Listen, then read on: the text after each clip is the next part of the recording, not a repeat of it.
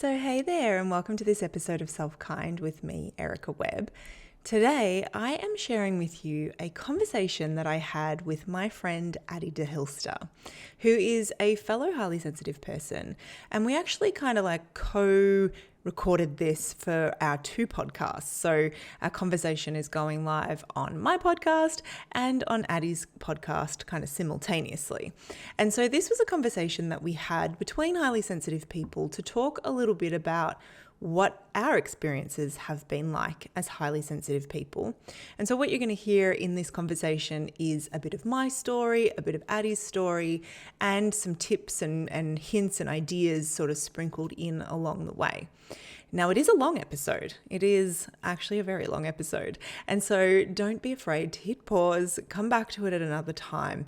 But I hope you enjoy it. I hope that you pick up on some moments where you can go, it's not just me, right? Because that's part of this whole thing of being highly sensitive people, is being able to recognize that whilst our trait can sometimes make it feel like we are different, there's a lot of us out there, and you are not alone in those experiences. So enjoy our conversation. Hello, everybody. Welcome. Thank you so much for joining us today. This is Addie deHilster, and I am here with my friend Erica Webb. And today we're going to be talking about HSPs, or highly sensitive persons. And this is going to be a shared episode published on both of our podcasts, so kind of more of a free-flowing conversation between us. And I am anticipating a really rich conversation since it's a topic we're both really, really interested in. So, Erica, do you want to just start us off by talking about what HSP means or what it is for those who may not be so familiar? Because I know that you've been doing a lot of work around this. Yeah, sure. So what I often find with HSP, and when you sort of start talking about highly sensitive people, usually if you are one, just that word will be enough to go, oh, I think that might be me. Because you've probably been called sensitive, you've probably been called too sensitive. And so it's something usually that I think we self-identify as when we hear the word, but not always, because it can come with some negative connotations as well. And so I know I've had clients that are like, oh, I don't really like the way that sounds. And so they haven't resonated with it immediately. But essentially, high sensitivity is a sensitivity to stimulation. And so highly sensitive people process things on a deeper level. We are, for every bit of information, we're processing it just more deeply, I guess, than people who are not highly sensitive. And that's not to say other people aren't sensitive. They absolutely are. But highly sensitive people are, it's like a web, right? Like if you think of the spider's web, we're kind of pulling all the pieces of information together. There's a depth of processing that is just much more, I don't want to use the word significant, but much deeper than it might otherwise be. And I think some of the characteristics that tend to be fairly universal for highly sensitive people is being overwhelmed quite easily, particularly emotionally overwhelmed quite easily. Some highly sensitive people are really affected by like bright lights, loud sounds, just too many things to do and too many things to process at once. Not everyone is as affected by that. And I think in our modern day world, we're a little bit desensitized to that sometimes, some people. And it can also be like things like picking up on other people's emotions. We often are the people pleasers too, because we can do that very effectively. And so, yeah, but at the heart of it, it's the depth of processing. And they found that across species, which is super interesting. I find that really fascinating. So it's not a human specific trait. And it is a trait. I guess that's the other thing to point out. We tend to be born that way. And so, often a highly sensitive person, if they asked a parent what they were like as a child, they were probably the one that cried quite easily, possibly quite shy. Highly sensitive people aren't always introverts, but most of them are. So yeah, I don't know. Does that give a good That's sort of great. nutshell? Yeah, that's a great foundation. And it is like a difference in how we're wired in our brain, right? How our nervous system responds to things. So it isn't just a perception, it is a real inborn difference. Yeah. I like to think of it sometimes the way that I like to think about it, and I don't know if this is scientifically accurate, but I think it makes a lot of sense. You know, the window of tolerance work, where there's this sort Yeah. of idea that we have an optimal range of arousal that we can most effectively work in. I think of highly sensitive people as having kind of like a smaller window. But I don't know if it's exactly that we have a smaller window or that we are just the amount of information coming in and being processed is so much greater that it's easier to exceed our window of tolerance. And so I kind of like to think of it almost on a nervous system level, which, yeah, I hope that there's lots of more research happening in that area, actually, like, because I'm sure that they're going to find a lot of really interesting, juicy things. Yeah, I think that is an interesting way of looking at it. And also that you mentioned being introverted, because I think there's a lot of overlap, and a lot of HSPs are probably also introverts, but not necessarily. And it's not necessarily the same thing. And I think of HSP as having more to do with the senses and how I perceive and interact with the world, and how what my brain and my nervous system does with those stimuli and with emotions and with feelings, and internal stimuli as well as external. And introversion is more about what drains you and what recharges you. Like being with people, does that give you energy and fill you up, or does that tend to make you tired as much as you may love the people? And for an introvert, we need to kind of like recharge and have alone time. But that's about kind of our social perceptions and interactions and tendencies, as opposed to HSP, which I think is even more fundamental in a way. It's more about like how our system processes everything that's coming through it internally and externally. And maybe even it's akin to like a volume knob, it's like, I think being highly sensitive, it's just like the when you've got a podcast mic, you can turn the gain right up so that it's like picking up more stuff. I think it's sort of like that, the gain is turned all the way up for a HSP. You actually can't, you can desensitize yourself as a HSP, but you can't stop the process of deep processing. It's automatic. And so I think that's why, it can be quite tiring sometimes as a HSP, and we can get quite overwhelmed, because it's not like you can say, well, I'm just going to not process all of that information. That depth of processing happens subconsciously. So you're not in control of that necessarily.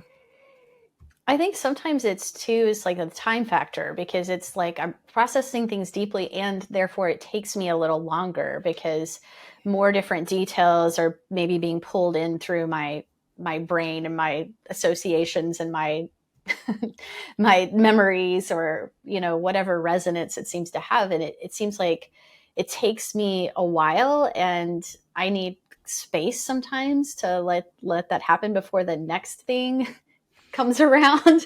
And that's when the overwhelm kind of starts to pile up, if things are coming at me just like a little bit too fast, or too much too fast. Yeah, it's interesting, isn't it? And there is a subset of highly sensitive people who are like adrenaline seekers, sensation And that's so seekers. interesting. I don't understand that yet. Do you know more about that? Well, I mean, I know a little bit, and so I find it fascinating that there's a subset of HSPs who are extroverts, because I also don't understand that, although I know I can be extroverted in certain circumstances. But yeah, there is a subset that are high sensation seeking. And so you can be highly sensitive and be really into like extreme sports, jumping out of airplanes, doing all that sort of stuff, which I find fascinating, because I'm like, for the average HSP, that would like blow the roof off. Like that would be way too much. It would be so overstimulating. I don't know enough about it to talk with any authority on it, but it does exist. So I think it's worth pointing out, because I think like high sensitivity is a trait that then interacts with a whole bunch of other traits that you possess. And so it's not the whole of who a person is, although it can feel very much like a really huge part. I know for me, it's a huge part of who I am and how I feel in the world. But it does interact with other parts of you. And so we're not all the same, although I think we find each other. Like, I often think it can feel like, are you sure not everybody thinks and feels this way? Because we often have built our worlds with other highly sensitive people in close proximity. And so it can feel a little bit like we create our own little HSP world sometimes, I think. Yeah. That's, yeah, now that I'm thinking about it, I hope she wouldn't get mad at me for saying this, but I think my sister might be that like sensation seeking HSP. Because you wouldn't know, you might not know, like, until you get to know her, that she's actually quite a sensitive soul, because that's not what she presents consciously. And I think that's a choice in some ways, but she loves roller coasters. She loves spooky things like haunted houses, horror movies. I can't deal with any of that, which she thinks is hilarious. But I'm the like timid older sister who's scared of horror movies. She was like, bring it on. But she loves that kind of thrill-seeking stuff, and I've always found that so interesting, because there is like a deeper side of her that is quite sensitized and sensitive, and she's like this animal lover, and like she just has the biggest heart for animals and other things. But that, I don't know, I still don't get it, but and it's funny, when I was younger, I was much more of a thrill seeker. Like, I loved roller coasters and other things like that. And I think I think in some other existence, I probably could be that thrill-seeking HSP even as an adult. But what I've found is that for me, anxiety has gotten in the way of that a little bit. And so it can be tricky, I think, to sometimes pull those pieces apart too. Is sometimes, I don't know if there's data on this, but highly sensitive people, I work with a lot of highly sensitive people, and anxiety is very common.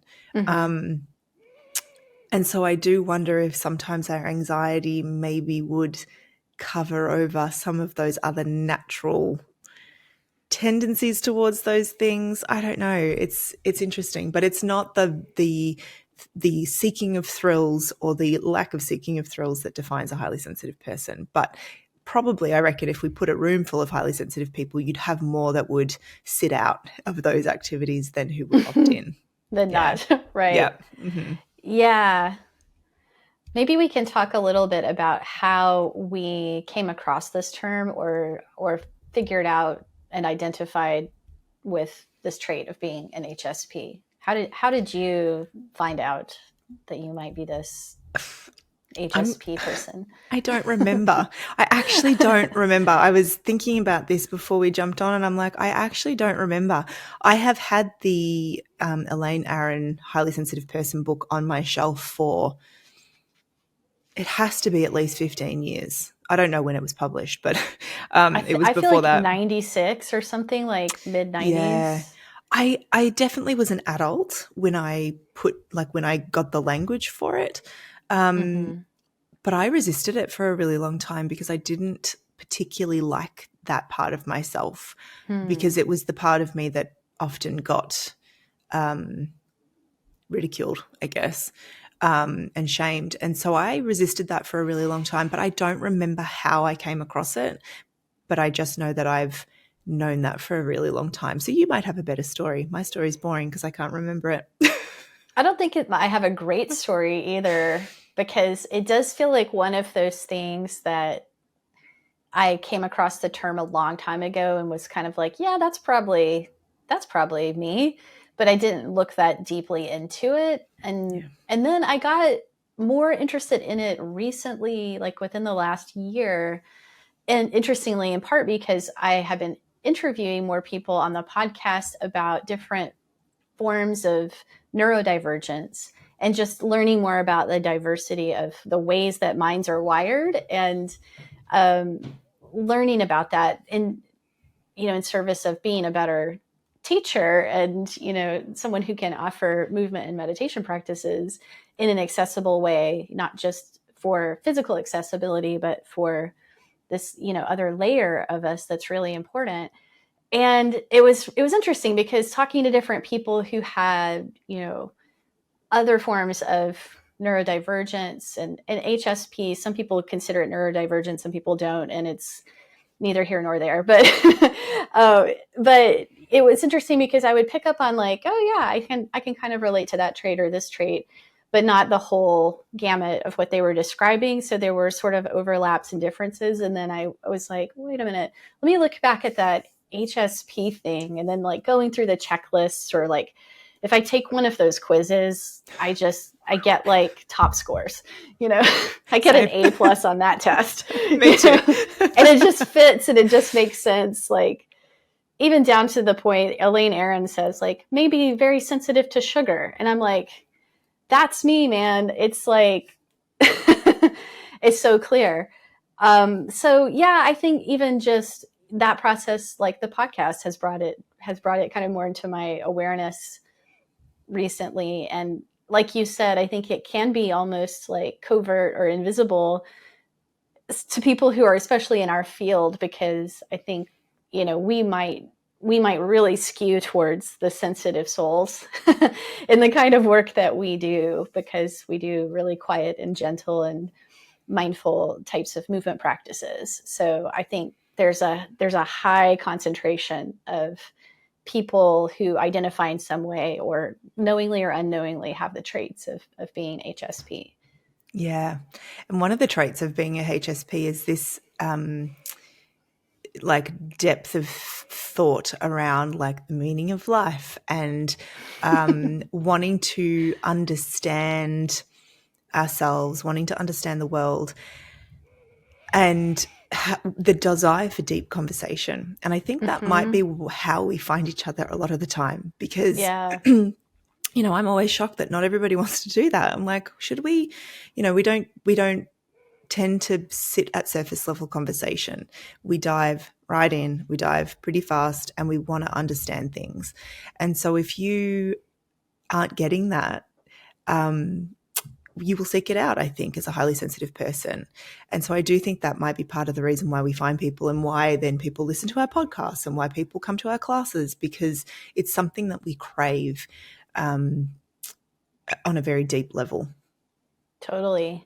When I thought about, like, when I was sort of thinking through, like, how does HSP show up in my life, one of the things I thought about was when I started meditating, years ago, and found like this meditation group that I really liked. And it felt like I felt so at home there. And it was like, well, of course, you're going to a place where everyone is going to sit in total silence together and be quiet. And then after doing that, talk about the meaning of life, pretty much. And I was like, that's HSP heaven. Yep. So I was like, no wonder I was really drawn to that. It was like that combination of decreasing some of the stimulation and learning skills and techniques and tools around that, and then also making meaning of things and exploring big questions. Yeah. That's such a beautiful example. I mean, we're not few in number, I mean, we are a minority. I believe the statistic is somewhere between 20 to 30% of people would be highly sensitive. So that's still a lot of people when you think about it. But I think that we end up in much more concentrated groups. You're right. Like if you're going to the meditation class and you've opted in, right? Sometimes non-highly sensitive people are obviously going to show up in that room, but and we're all friends with non-highly sensitive people. I sometimes think the language is unfortunate, actually, because, I know so many beautiful, sensitive souls who are not highly sensitive people, who you would still describe as sensitive because of the way that they see the world and look at the world, but they don't have that sensory depth, I guess. What the other word that sometimes is used in the literature is sensory processing sensitivity, which I think is helpful sometimes to like distinguish that, because it's like you can be a really kind, compassionate, sensitive soul, but without the sensory processing sensitivity, it's different. So anyway, that was a little side note. No, I think that's really helpful, because it could sound like we're calling others insensitive or Exactly. Yeah. something, or saying that they are living on the surface of life, or, it could be kind of insulting. And that's not what we're after. I think, like, for you and me, it's, at least I can speak for myself. It's like, just, I want to own these traits that have been maybe pushed to the side at times because it's not what our dominant culture supports. But I want to own it for myself so I can work with it and understand it and honor it, 100%. And I think that's the thing for me. Like, I have shifted in the last few months to very much only speaking about HSP stuff. And my reasoning for that is because I know for me, for a really long time, I couldn't own my sensitivity as a good thing because it felt very much like the very thing that made me like imperfect, fragile. Kind of extra. Yeah, exactly. It was Yeah, like high maintenance. high maintenance, all the things. And so for me, it's like, yeah, how do we, I can't remember the exact word you used there, but, this sense of, yeah, like actually, how do we honor our sensitivity and say, well, this is actually, when honored and when loved, a superpower. Mm-hmm. So I reckon that would be an interesting thing to talk about. Like, how has like understanding your sensitivity made it more possible to do that? Because I think if we're looking at it on a surface level and we're kind of just like, oh, I'm just so sensitive, I'm just too, fragile and, whatever, it can be very easy to make it the thing about us that is too difficult. But how do you think understanding your sensitivity has actually allowed you to honor it, embrace it, love it, and just like live life aligned with it more? Yeah, a couple things come to mind. And one is just being more able to understand what boundaries I need and to advocate for them.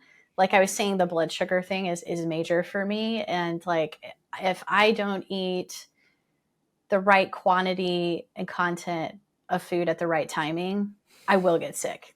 Like I can't skip a snack, man. It's just it's for real. And like sometimes I'll go and spend time with others, or like some of my family members can go like all day and like skip lunch or whatever and put other things first. And if I do that, I'll just get a migraine. I'll just crash and feel like crap possibly for days.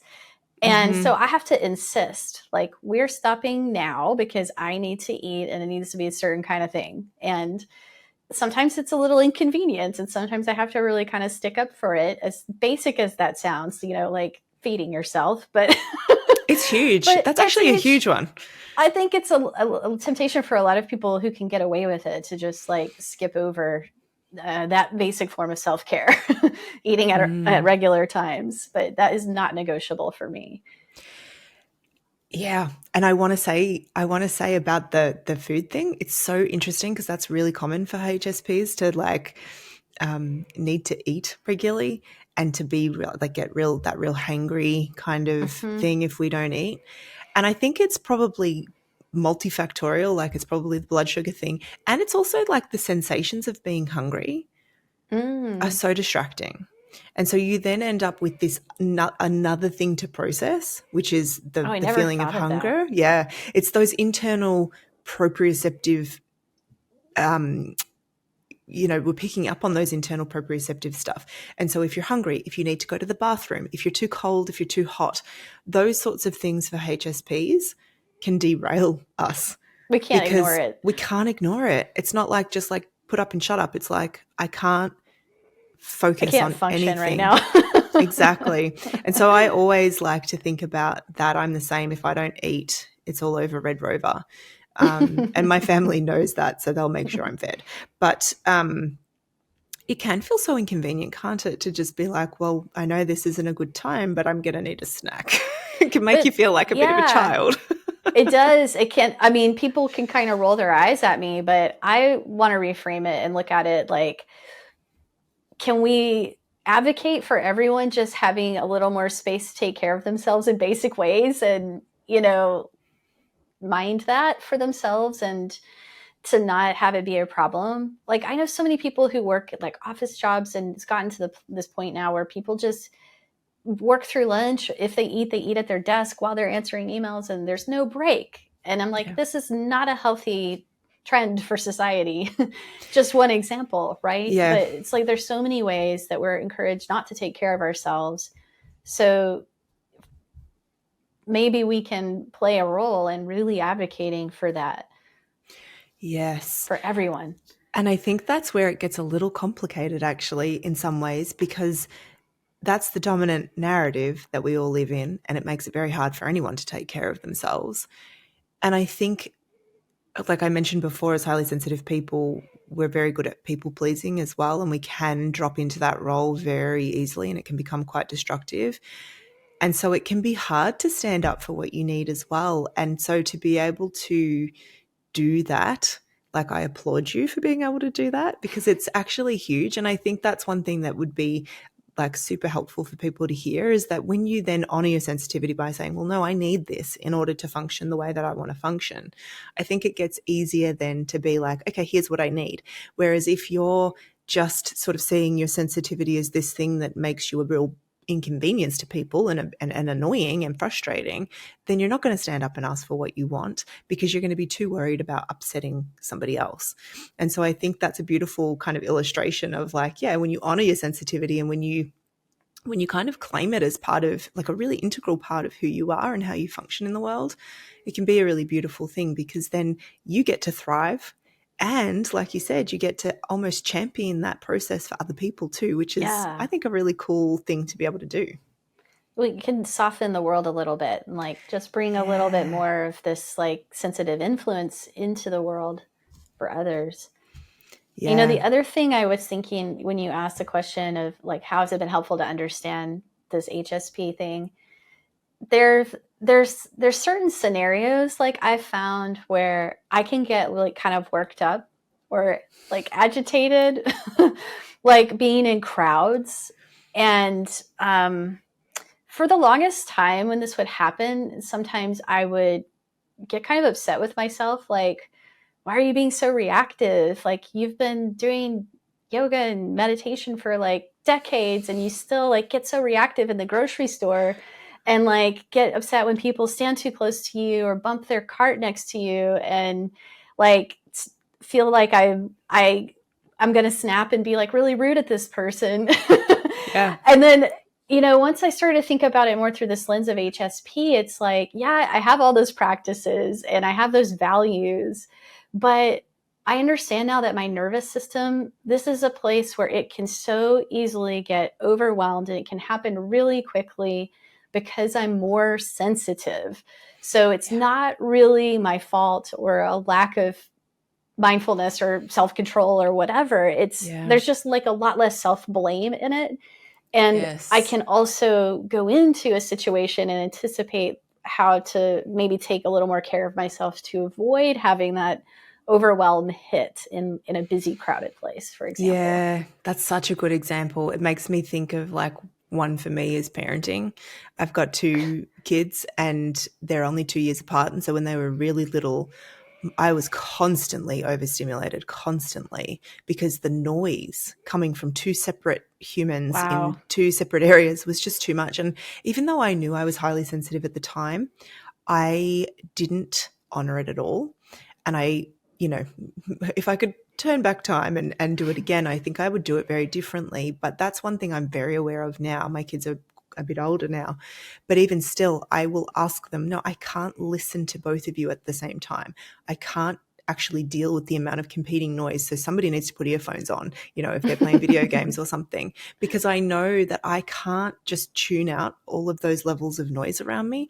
It doesn't work. And so like where I'm sitting right now, I have like a little podcast corner. It's got some sound proofing and things. And sometimes my kids will want to do things in just sort of the next space over. And so I know for me, well, then somebody's going to need to somehow modulate their volume so that I'm not affected by this. And so I think you're right. It's like you can control the parts you can control, because you can't control the fact that your nervous system is going to have a little moment of being like, this is too many things. And the other thing that makes me think of is like, if you know you're going to go into an environment where it will be perhaps challenging, being able to almost like prime yourself prior to that with the practices that help you to downregulate and feel a bit more, in control, rather than leaving that to chance. Exactly. Letting it catch you off guard, which, inevitably It'll sometimes happen. that'll happen. Yeah. But if you know, like, when I go to this particular market, things get intense. Yes. or whatever it is, you can maybe decrease the stimulation in some way, or prepare yourself by doing a practice to be a little more grounded beforehand. Not necessarily a long practice. Maybe it's 30 seconds of feeling your feet before you go in there, but something. Yeah. And that's interesting. I don't know if I'll articulate this well, but I think it depends a little bit too on what the thing you're doing means to you. Because one of the other pieces of overstimulation for a HSP is your thoughts, right? Because what you're thinking can very easily lead anybody, highly sensitive or not, into being overstimulated. And like, I know an example I sometimes use is like, I love going to watch professional basketball, and that is very loud. That is very much not a HSP friendly space. There's it's like loud. An air horn. And like people loud are loud. Music, They've got the cheering. clicker-clacker thingies that you swing with your hands. There's lots of lights. There's, the games we go watch, there's like fire, there's flashing, and there's all sorts of things going on. I love it. Like, I love it. It's one of my favorite things to do. And yet it also seems like such a contradiction to my sensitivity. But when I'm there, I'm in a space of joy. And so for me, it's like almost that stuff just doesn't matter. It's like I probably will have some kind of like hangover from it later, but it's fine. I feel good about it. But if I was in a really busy city and I was trying to get somewhere and crowds were just pressing in on me and there were people shouting, that would absolutely send me spiraling for sure, because my thoughts about it would be very different and my choice about it would have been very different.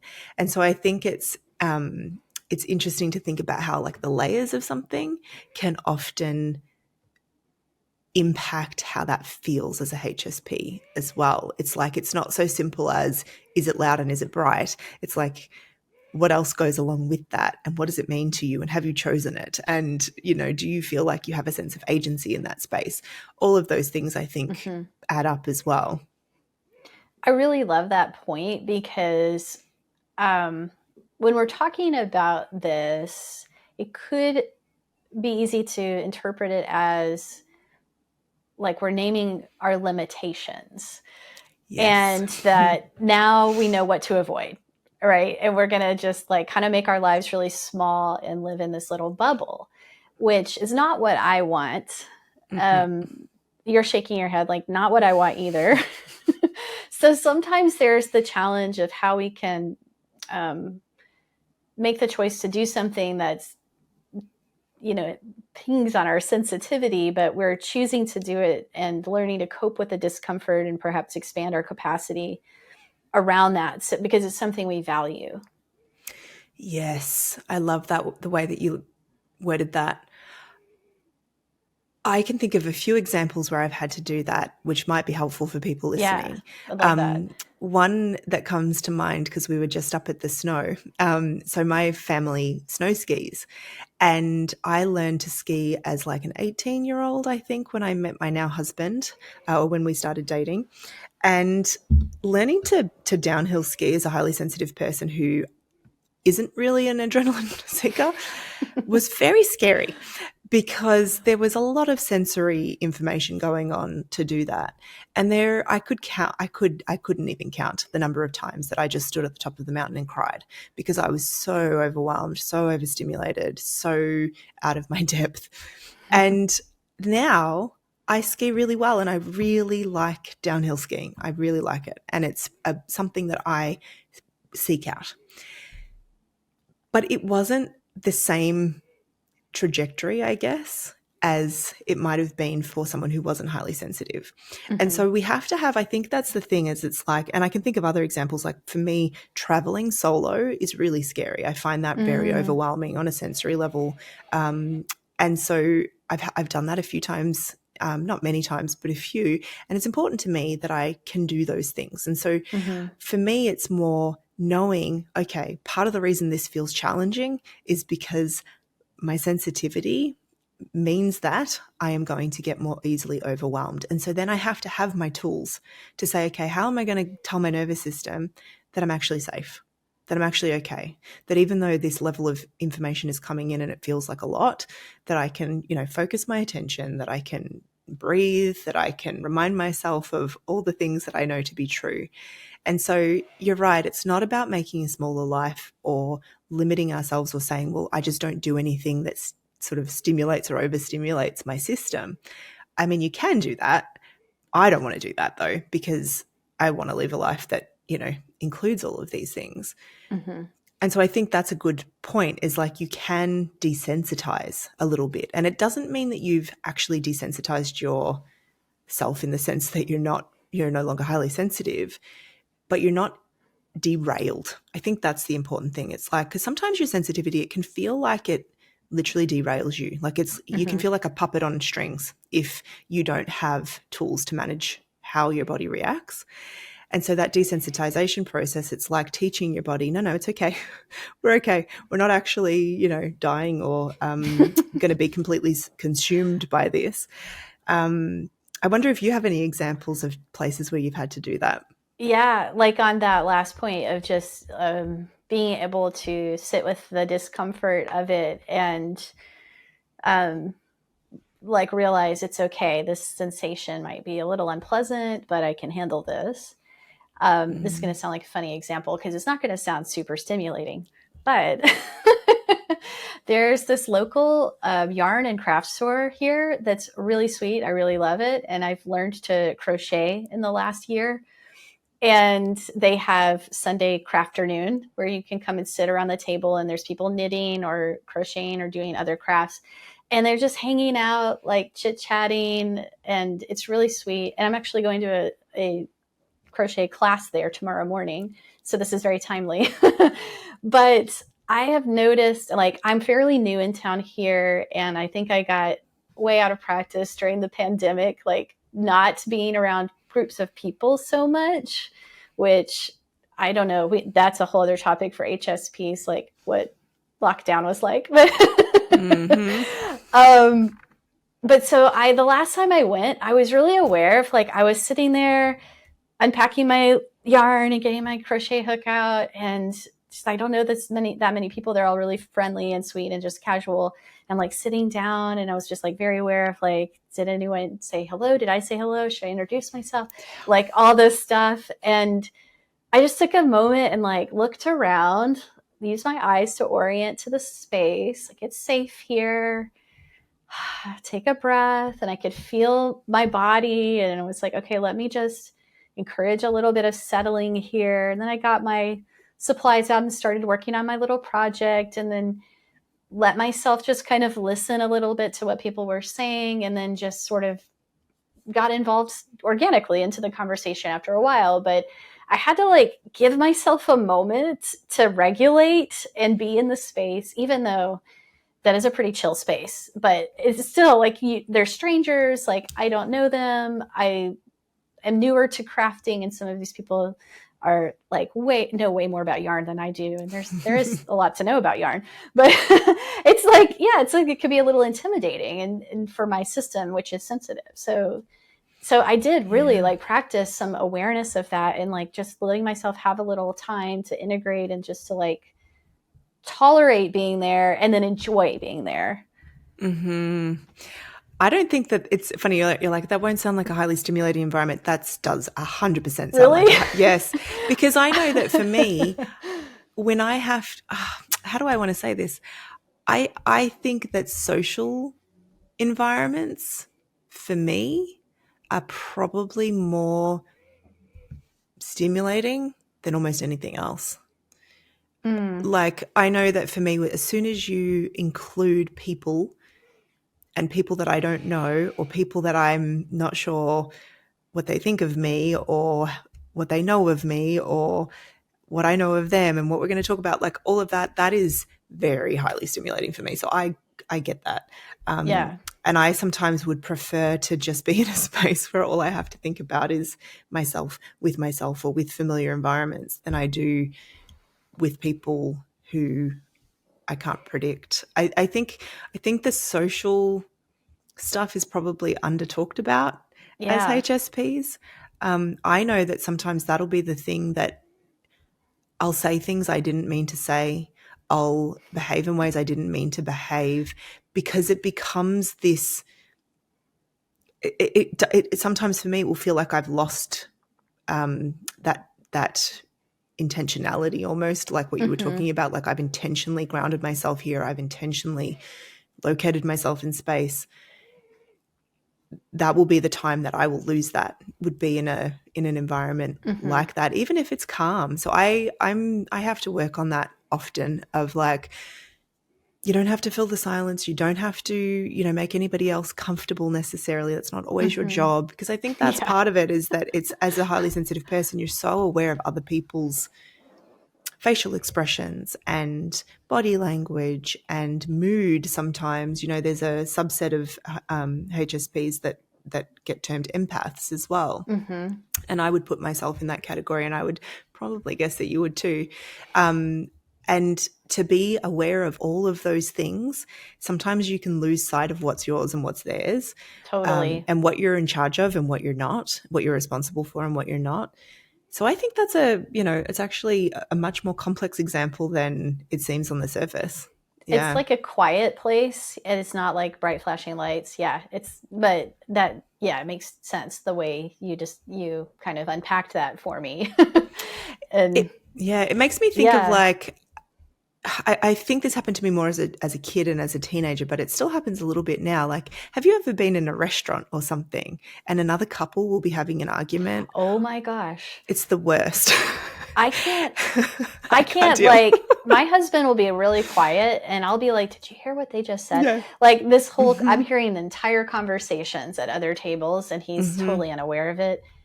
I always hear everything people are saying. Or like if a siren goes by, that used to derail me. If I heard a siren, I would be just done. I couldn't focus anymore because I'm like, something bad has happened.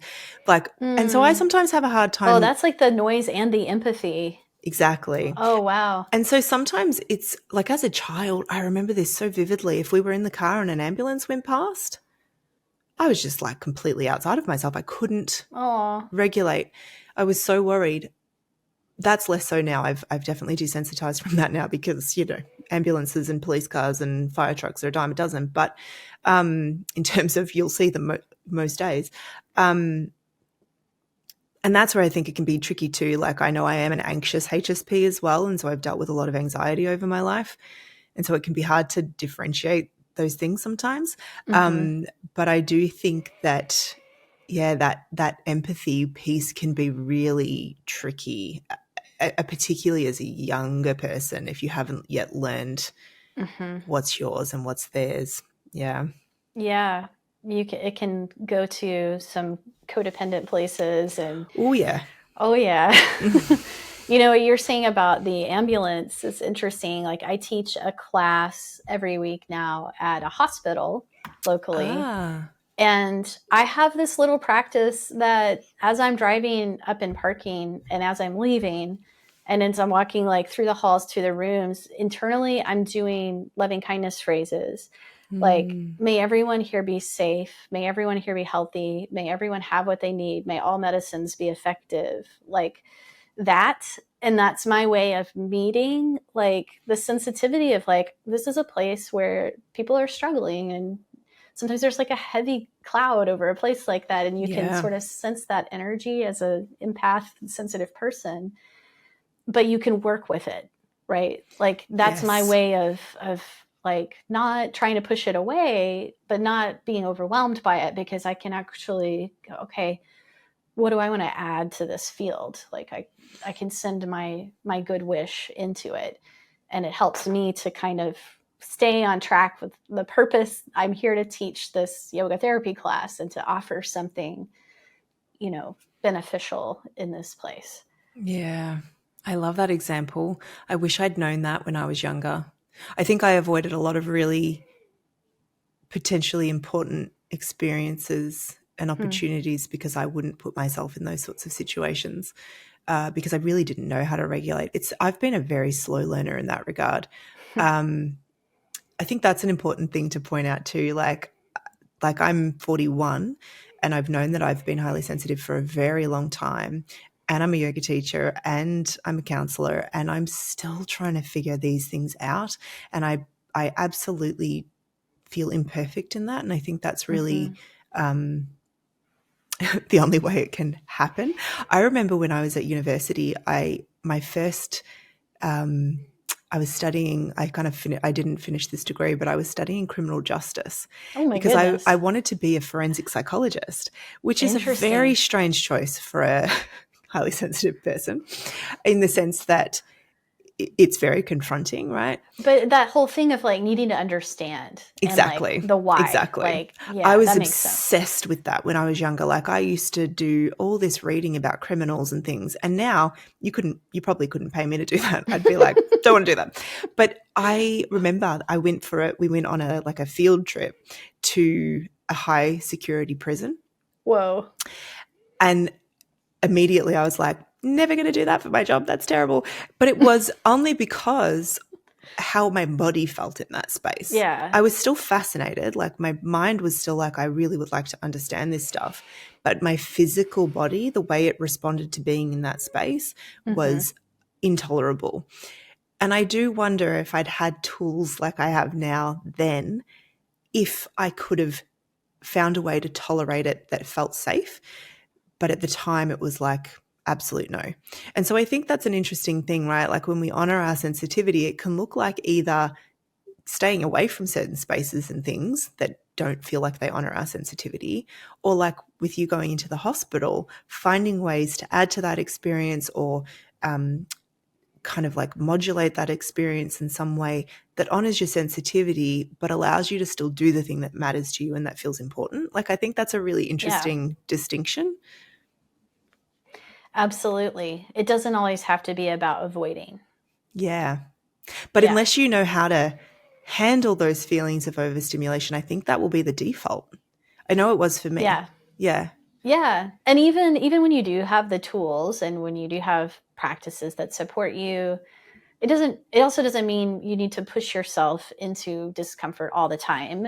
And, again, you mentioned the people pleasing and the trying to fit in with like how the world seems to operate. Like so this is like an interesting discernment point all the time for people with this trait, because it's like, am I up for this? Is this a time when I do choose to step into the discomfort, or is this a better time for me to just, back away from that and not experience that particular form of stimulation at this time? That's an interesting segue into talking about like how we've designed our lives. I think that makes me go, oh yeah, what have you done then? Because there's, I think from the outside looking in, I have absolutely designed my life to opt out of a lot of things on purpose. So I'd be curious to talk about that if you're up for it, just in terms of, like how have you built your life, designed your life, created a space for yourself in your work and in how you live that feels like it honors your sensitivity and maybe even like caters to it. You know what I mean? Yeah. Which in some way, some of those things were not conscious, but I can see it like when I think about it from this perspective that it is connected to the HSP traits. Because so I majored in music performance in school, and I really enjoyed being alone in my practice room playing my flute and finessing and refining and being really technical and like working on mastery and the subtleties of that. What I did not enjoy was performing. So that's kind of a problem in the performing arts, right? So So shifted out of that, and I went from that into arts administration and fundraising and grant writing um, for arts organizations. My first job was for the Los Angeles Chamber Orchestra, which is an amazing ensemble. But my office was in a high rise in downtown Los Angeles, which I was like 28 or 29. And that was kind of exciting for a while. But being in that, like the heart of a busy city, wasn't going to be totally sustainable for me. And working in a busy office in a cubicle with like phones ringing and just a lot going on was really hard. And my role, especially the beginning of that career, was like grant writing. And so I'm trying to write, compose narratives and write. And there's just like other conversations. Like I said, I can't tune out other conversations. And I can't listen to music with words if I'm writing because it's like just not possible for me. And it was so hard to like focus and do the actual work that I was quite good at, but just in that environment, like with there was like the conference room was like, it was such an open design. Like there was like a thin cubicle wall separating my desk from the conference room. So there could be like a board meeting 2 feet away from me and 3 or 4 other people answering phones, selling tickets or whatever nearby. And it was just like a lot for me. Even putting in headphones, I could only listen to like the Brandenburg concertos or something that was like steady tempo, no lyrics. Over and over again just to try to get my work done. So I have definitely over time shifted myself into a career where I mostly work at home. It does not involve the telephone very often because I absolutely can't stand talking on the phone unless I have to. I have control over my own schedule. I have control over how much I take on and what time pressures there are. Like many examples, but like just it's had to take some of those skills that I had and put them in an environment where I can actually use them without a ton of distraction and other stimulation going on. So that's just a lot of it I think has come up in my work life. How about you? Yeah, same. Similar story, although I didn't ever learn to play any musical instrument. But I started my like working life also in a big city. So I was working in Melbourne and working in big offices. I worked for a small organization at first, but then I started working for government and not-for-profit. And I could not figure out why I always felt awful.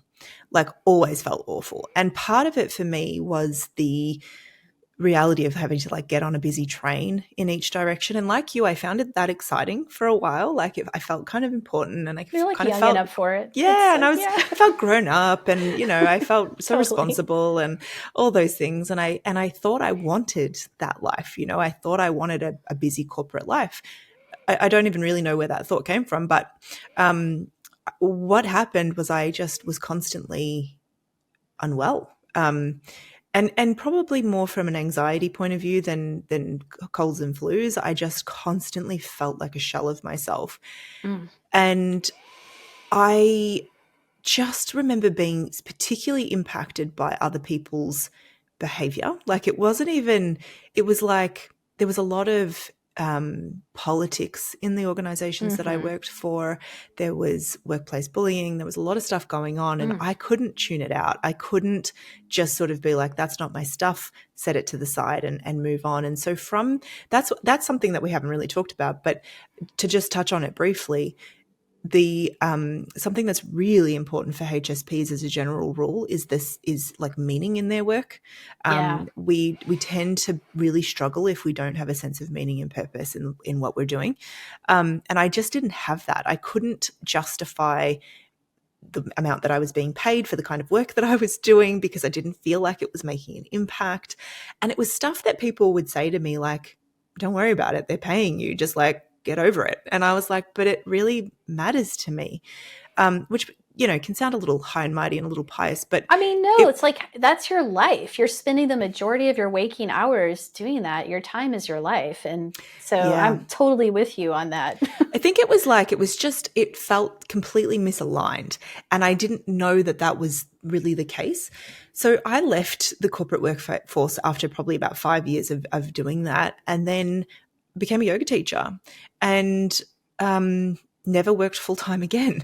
And, I guess I was probably like late 20s at that point, and now I'm early 40s, and I've like never worked a proper job since then, proper. And so same as you, I've created a life where I work from my home, doing work that I'm very passionate about, doing work that, I certainly don't, I haven't stuck with it this long because it's paying me, millions of dollars, that's for sure. So the sense of purpose has been really important to me. And I struggle with that sometimes. I'm not going to lie. There are days where I think, gosh, if only you could just deal with having a normal job. Yeah. So I've made that mean a lot of things over my life. I think it's only been in recent time where I've really been able to see that as a gift that I've given myself as a HSP, to be able to say, like, actually, that was a really kind and compassionate choice that I've made towards myself. I think for a long time I saw it as I didn't have a choice because I was too like soft for anything else, which wasn't very generous. That felt very cruel in a lot of ways to think about it through that lens. And I think on a really practical level, like even just the way that I've set up where I work, I don't work in the kitchen, for instance. I work because I've got a family of 2 kids, and they're often obviously at school when I'm working, but like I work in a very, like I'm in a corner of a room, and behind me I've got my yoga space, which I'm very lucky to have, so much space available to me. But I very much designed it so that like I'm not sensorially, is that a word? Constantly distracted. Because if I had lots of other things to look at, I would have a very hard time focusing, I think. So yeah, little things like that. It's like, the work that I do, but then also the way that I have set myself up in my space very much tailors to my high sensitivity. Yeah, I totally relate to all of that, and especially the theme of like the work needs to mean something. And that one is huge for me. And, I didn't major in music because I was looking to make a bunch of money being a classical musician either. So I have this tendency to not choose the most like practical things according to our society. And I, like you, sometimes I do get like critical of myself, like, damn, why couldn't you just do that normal thing? And I wouldn't say it's easy because I see everybody seems to struggle with livelihood. To be honest, there's so many trade-offs to all of those choices, but the like secure thing, right? Exactly. I was going to say there's something about it though that does sometimes feel easier, but maybe it is that security. It's like the certainty of you show up, you do your work, you get paid, you go home. Yeah. I still wouldn't switch it though. Yeah. No, I'm not ready to give up this, meaningful, challenging HSP life either. No. And I think, I hope that all the HSPs listening, nobody needs a permission slip to do that, but like if you feel like you do, take this as it, because I think it can be tricky to go against the dominant cultural narrative too, and like the last thing that HSPs want to be seen as is selfish and somehow above other people, indulgent, exactly. It's like, so it takes something, I think, as a HSP to claim it and be like, well, this is simply what works better for me. Some people literally thrive in environments that we don't. And so it's like, we can't all be the same. Working a 40 or a 50-hour week would destroy me. I just know it, even doing work that I adore. So it's like, how do you although to be honest, I do work a lot of hours, but it's like the freedom to take breaks, the freedom to notice, oh, my HSP body is just like needing something else right now. I think we can do that in lots of ways, and it doesn't always require us to work for ourselves or opt out of a paycheck. So, you know, there's ways to do that, I think, in other ways as well. So for any HSPs listening, it's thought. like, It definitely takes some doing and some looking around, and I think some inner work of like just not going to that default of judging yourself by the standards of whatever you've absorbed from society, you know, whatever that vision of success might be, which if you're like me, you somehow have like that internalized like metrics of success, but you really don't even believe in them. And yet you can judge yourself by them, and yet you don't even believe in them. And it's like, totally, what is this? You know? And I think that's a little bit of a HSP thing too, to be so aware of that, you know, because it's like, I think that, you know, sometimes that whole overthinking thing, like where people are like, I think you're overthinking this. You're like, no, this is the only level of thinking I have. This is the amount of thinking that is available. Exactly. It's like you can't help but make those links and those connections. And so I think being able to give yourself grace in that process of being like, well, this is just how my brain processes things. And then I'm going to need to give myself time and space to figure out what I want from that. Rather than defaulting to the self-judgment and criticism. And, you know, I think that's been my biggest lesson as a HSP, is being able to be self-compassionate and self-kind, because it's not always easy. You know, I always sort of like to say that, you know, being highly sensitive is a gift, and it's a superpower if we embrace it. But it's also very hard sometimes, and can feel very challenging to navigate. And so having the ability to be compassionate and kind towards yourself, I think, is like, for me, it's the most important thing. It's hugely important. Yeah. Yeah. What are some of your favorite practices for tending to your sensitivity, or, you know, tending to it kind of in advance, and also like the calling emergency, you know, maintenance practices for high stimulation moments? And yeah. So, I mean, the obvious as a mindful movement teacher is definitely regular movement. For me is huge. I think I feel a lot of my overwhelm and my high sensitivity in my physical body. And so for me, like, I walk every day. I do some kind of movement every day. I don't have a super formal mindful movement practice. I tend to do it in small bits throughout the day. I'll just lie on the floor and do my thing, rather than have a full sort of stretch of an hour, but I'll do it regularly. I need to sit in quiet. Some people call that meditation. I don't always. I need to just close my eyes, you know, hopefully more than once a day, but sometimes it's only once. They're probably my main sort of like maintenance things. And like you said, eating regularly. And I guess I did actually write a few things down, because I was like, I actually do a lot. And I guess my like call emergency is generally breathing practices, grounding practices, and internal resource practices. So I have like, and I find that most people do, and this is something I often do with clients, is like finding an inner space of resourcing within your own body that often is the place where it feels spacious or calm, even in the midst of dysregulation. And so I often will use that in my sort of emergency periods of just like, hang on, I know that place exists. Where is it? And compassionate self-touch, so hands on my body, and compassionate self-talk. They're probably, you know, emergency 101 for me. Talking to myself like I would a child often. We often say, like, how would you speak to your best friend? I often think of it as like, how would I speak to myself as a child? Yeah, they're probably my main ones. Yeah. What about you?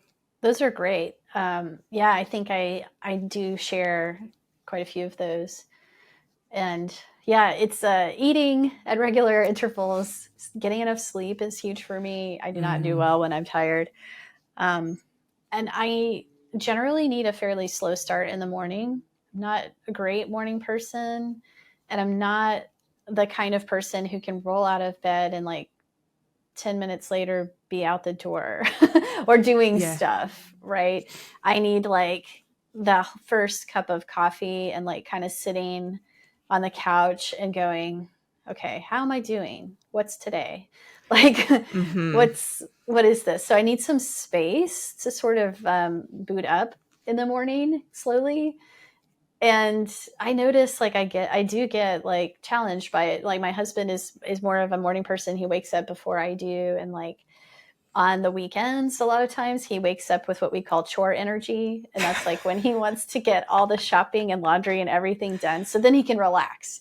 And we've learned like we have to compromise on this because like you can start your chores, I'm going to help later, like, but I can't like give Yeah. up that spacious time that I need in order to like not feel guilty about the fact that he's doing some cleaning the bathroom or something. Which, how awesome that my husband is good with doing chores. I'm not trying to discourage that. It's just sometimes the timing, right? Like I know I need that space. But those are sort of, I guess, like the structural life pieces that I notice and basics. But yeah, I need movement practice pretty much every day. Sometimes that's going outside into nature for a walk, getting some vitamin tree, as I call it. Like I really, really I really feel nourished by a natural environment, which is Yeah. why I love where I live. Um, Also, yeah, mindful movement practices like qigong has become very important to me in the last like 4 or 5 years because it has such a variety of different movements within it. It has some really good like nervous system discharge practices and energy clearing, as to use the language, right, of qigong, but it's like nervous system discharge. And it also has really soft like flowing movements that are just like meditation and motion. So it has a lot of range that works for me there. But yeah, all of the forms of movement that I've done, yoga, somatic movement, have all been important at different times and in different ways. And my meditation practice, yeah, is where, I really go to reflect on how am I doing? What the heck is any of this anyway? Life, the universe, and everything. And Just the small questions. it's just, yeah, it's so important to me. It's not really possible to ignore those big questions. Yeah. Those existential pieces are just part of the how my mind works on a daily basis, which Totally. I see is not for everyone, but Yeah, that makes me think I want to add one more thing to my list, which I said I go for a walk most days, and my walk is actually very early in the morning with a friend, and we talk the whole way. And that depth of conversation on such a regular, like so regularly, is so important to my maintenance. And I speak regularly with my husband as well. Like we'll take breaks. He works from home as well. We'll take breaks. I realize I need to verbalize things often to feel more regulated. So for me, a huge part is like talking to, and I see my therapist probably every second week as well. So for me, verbal, just like, I think I figure things out through my words. And so for me, I actually didn't even really think about that before. That's a huge part of my maintenance. If I don't do that, I think I will, I would put that almost up there as important as movement for me. They're probably like the two pillars. It's like I need quiet, I need movement, and I need space to talk and explore. expression. Yeah, expression. That's a good way to say Right. it. But I think you're right. It's Yeah. like the important things, the important questions. It's like I don't want to just talk about what I had for lunch yesterday. I want to try to understand how I work, how you work, how we relate, what it all means, So it yeah, it's a funny thing, but makes a big difference. Yeah, I agree. And I like that one. I might not have thought of that either, but I see that as well. Like I do need to I update my husband a lot on how I'm feeling Yeah. in like big stuff and little stuff, but all day we're checking in. Like Yeah. there's something about that, just kind of like acknowledging how you're feeling and naming it and being seen in it. And I think that expression is important. And I think what you just said then, being seen, I think Yeah. highly sensitive people cannot underestimate how, like, even if you're introverted, we crave to be seen on a much deeper level. Mm-hmm. And so I think we have to go out and seek that out, like, yeah, that's probably a whole other conversation. But I think that's an important point to make, is that, like, there is that need to be seen and understood, because it can Mm-hmm. feel lonely, I think, when you're kind of in this, one of the questions on Elaine Aron's HSP self-test is like, do you have a rich inner world? Yeah. And it's like, yes, I do. And if that rich inner world isn't being nourished, then we can feel quite incomplete. And I think that's where it can feel lonely, is if your rich inner world stays solely inner and you don't Mm-hmm. ever have the chance to express it or feel understood in it. It can feel, I think, a little bit lonely. I think I spent a lot of time there in my younger years. So as you were saying that, I was thinking, like, I appreciate it when people kind of draw those questions out of me, or when people actually ask. Yeah. I don't know about you, but like it helps me to know like how receptive they are to hearing about my rich inner world, because Yes. like sometimes it feels like it can be that awkward thing where, especially if you don't know someone well, like how much information do they want me to share at this moment? Is this a casual, yes, I'm fine, thank you for asking, or is Yes. this a like, I'll tell you the well, truth. let me tell you, Yeah. And I think that's such a good point, Addie, because as HSPs, I think many HSPs have the experience of being the go-to person for a lot of friends and family, the good listener. the good listener. And so I know that at various points in my life, I have felt neglected because people haven't asked me about me. And Mm-hmm. as a HSP, I also don't even like to admit that, because it's like, oh, I care so much about, and I do care so much about other people, but it's that whole thing of like, I want you to be interested in me. That, Mm-hmm. I think, if that's not fed, that can feel uncomfortable, because then we can sort of shut off a little bit, and then, it becomes kind of a vicious cycle. But it's like, yeah, we want people to be genuinely interested in the richness of what's going on in our minds. And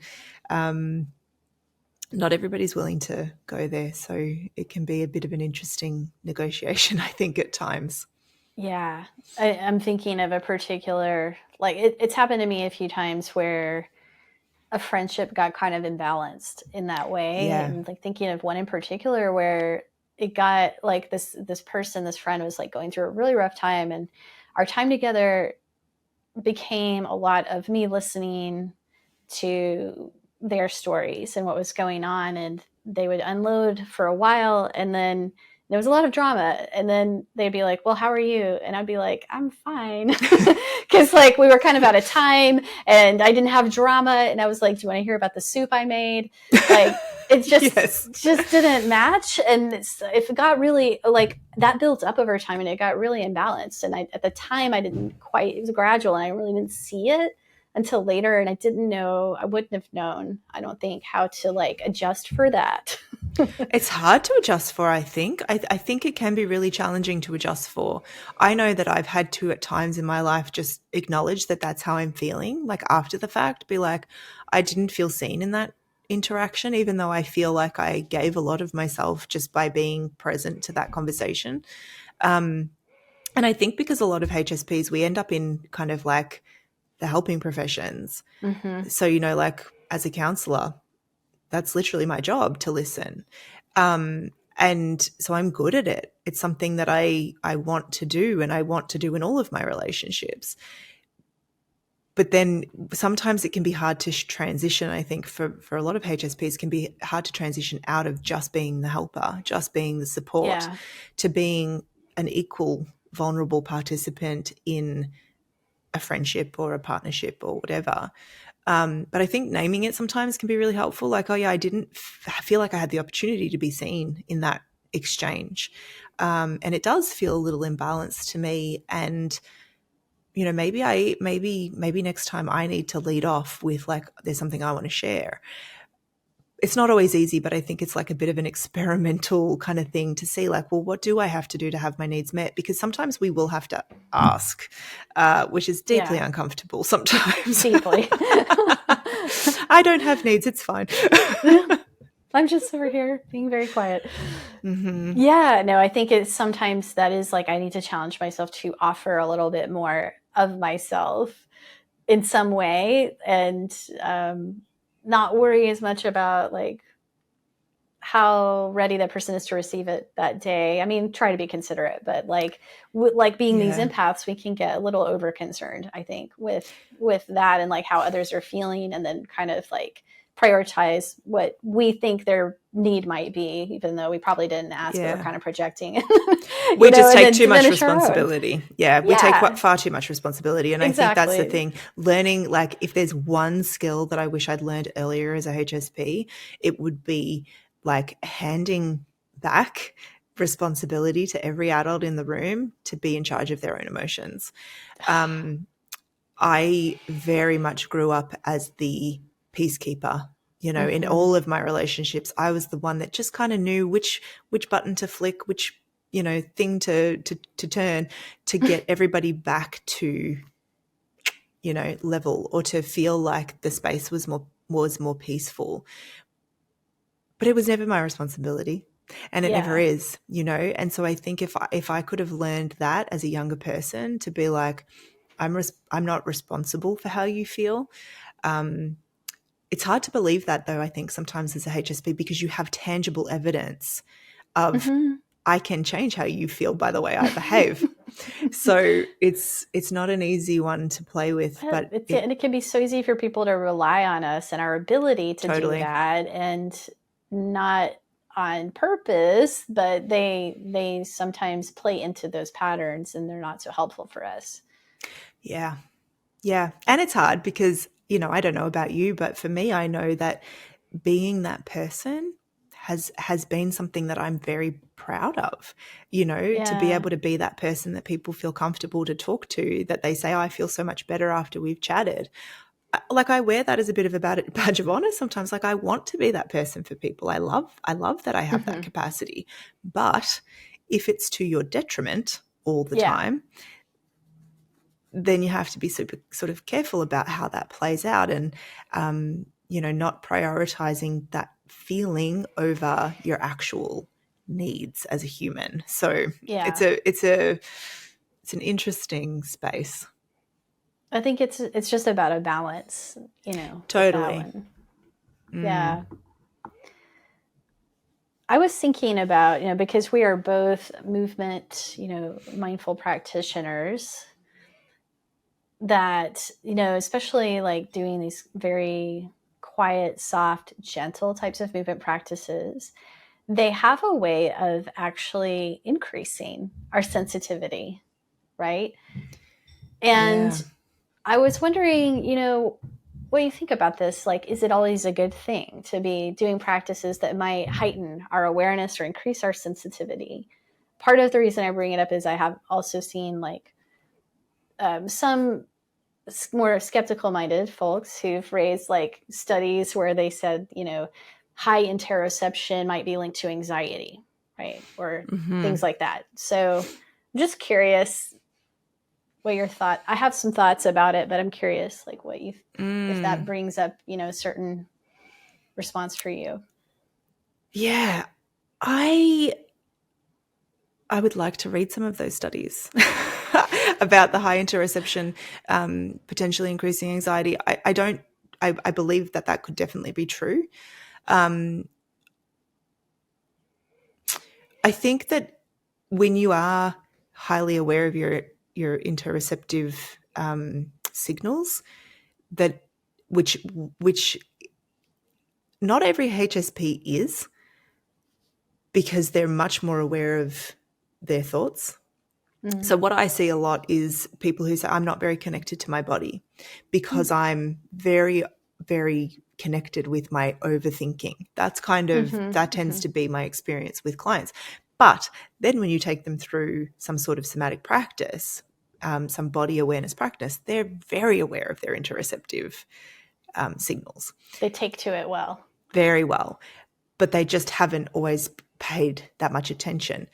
In my opinion, I think that it definitely increases our capacity to notice the impact of our sensitivity. I don't know that it increases our actual sensitivity. I think it just hones our inner eye to what the impact of that sensitivity is. So in my opinion, it then becomes easier to both regulate because you're aware of the fact that, there's certain dials that you can turn to help yourself along, but it also can make you better at recognizing when you're becoming overstimulated or and I think it can also help you do some of that desensitizing, right? Because you're like, well, this is just a normal feeling that I have that's associated with being in this environment or being, whatever. But I think that the important modulator of that is the ability to be self-compassionate and to be self-kind and to be able to get enough distance that you don't just jump straight into catastrophe and catastrophizing when you notice these things. So I can see why that link would be made, but I think if we're simultaneously developing our ability to be self-compassionate and curious and respond through that lens of honoring our sensitivity, I think that we're okay. But I don't know. Does that make sense? And what do you think? What's your thoughts? That absolutely makes sense. And it's honestly been a while since I looked at any of that research, but I see it come up. I've seen people bring it up every once in a while. And my take on it is it's one thing to be sensitive and to be perceiving sensations. And that's not exactly the same thing as what we do in practice, which develops mindfulness around the sensations we're perceiving. So there's another step that we're training when we do a mindful movement practice, which is not only the perception of the sensation, but noticing how we react to it and how it might create a cascade of other sensations or feeling tones of pleasant or unpleasant or neutral or thoughts. And then we sort of start to see the pieces of that process and learn to develop more discernment around it and more agency around it. So as we get to know it, we get to know that sensitivity or that sensation itself or that feeling. Then we have more choice of, how we interpret it, what we do with it. We don't have to fall into the habit pattern with it. Right. So I think that's the tool building, the skill building that the practices should hopefully be cultivating, which is, it's a little different than someone who's just kind of naturally sensitive and they can feel their heart beating and they can feel every little change in their body. And because that can easily lead to a lot of health anxiety and feeling like I'm not sure if this is okay or not. And it can be, quite mysterious and quite difficult to navigate, right? And I see that in kids. Yeah, I see that in totally. sensitive kids. Yeah, highly sensitive kids, if they haven't yet learned how to differentiate or do something with those sensations, absolutely it inspires anxiety. Absolutely. So I think that's a really important what you've just pointed out. It's it's everything that goes along with that noticing because, just a simple sensory noticing. Yeah, if you can feel your heart rate increasing, there's that that quote from Deb Dana. That's my favorite quote where she says, "The mind narrates what the nervous system knows."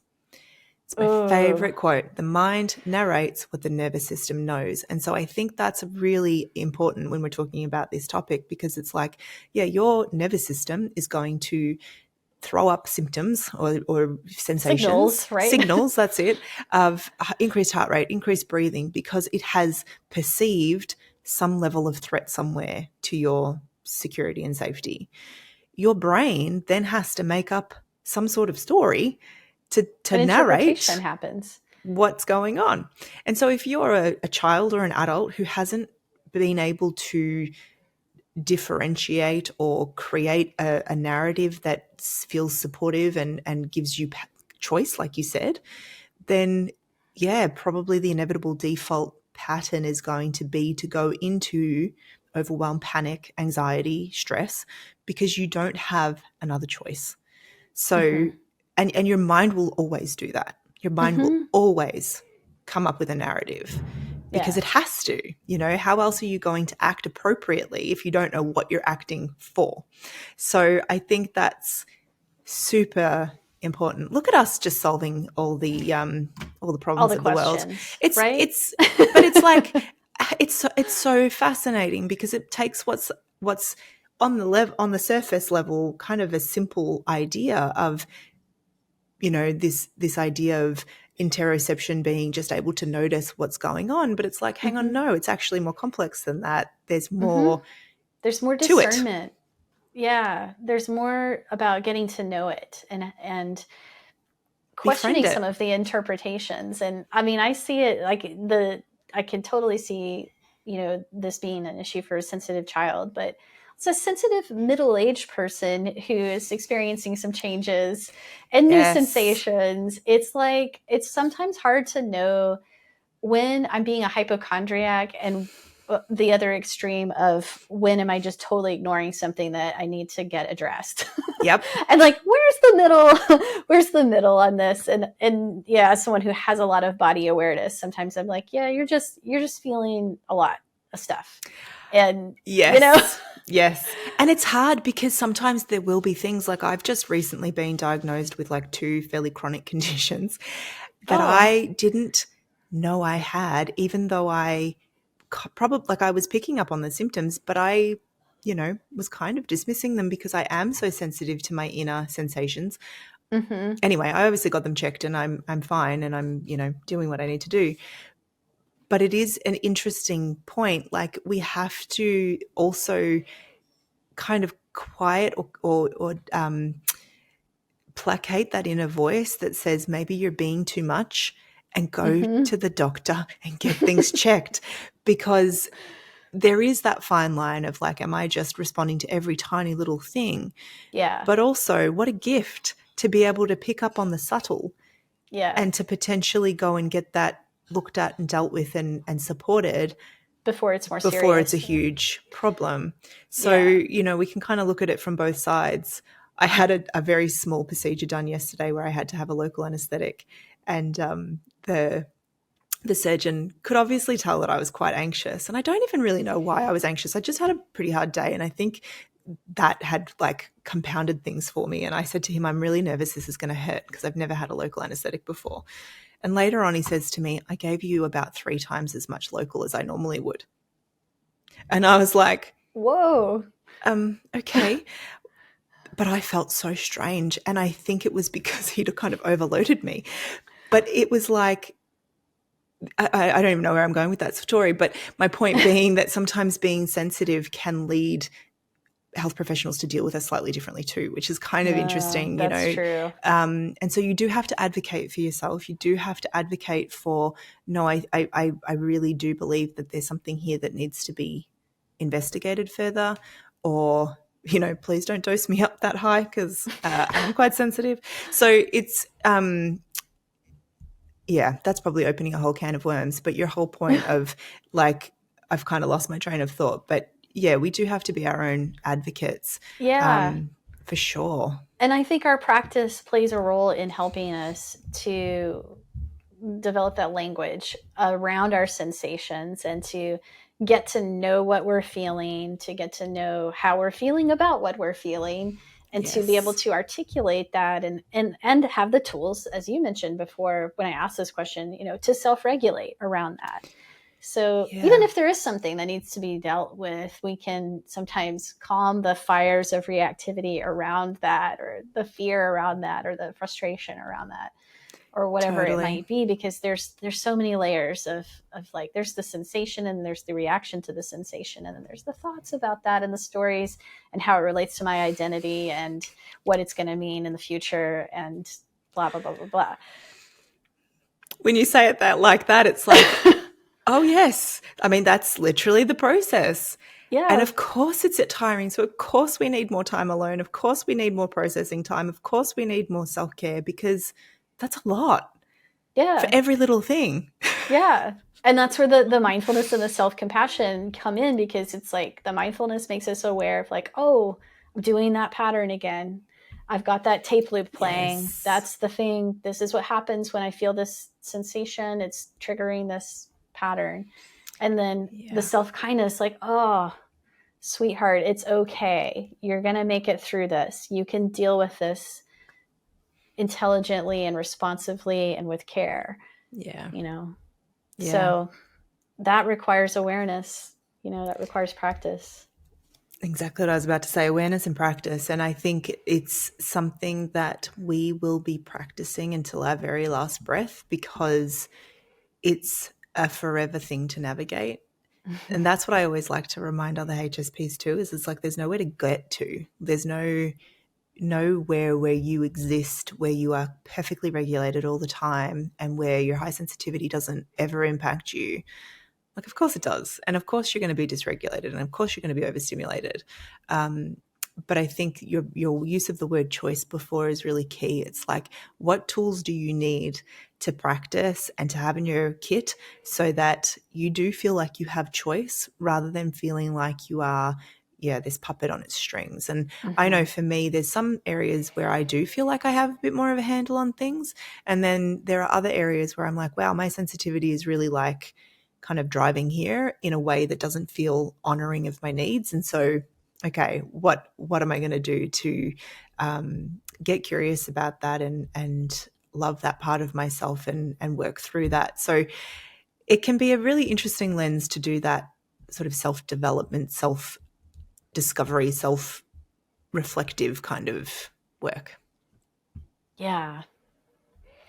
Wow. I am loving this conversation and noticing the time as well. But I wanted to ask if there's anything else that you want to add to the mix here before we sign off. I don't think so. I'm just quickly looking at the things that I'd written down, but no, I guess I would just like reiterate the point that I think, if I could teach every single HSP on the planet one thing, it would be self-compassion. If you don't know how to do that, it's worth continuing to explore and practice, because I don't know that it comes supernaturally to the HSPs of the world or anyone, to be honest. But I think it's a game changer, because when you are so prone, I guess, to overstimulation and the self-criticism that can come with that, because it does tend to sometimes lead you into behavior that just feels, like you said earlier, misaligned with your values, misaligned with who you see yourself to be.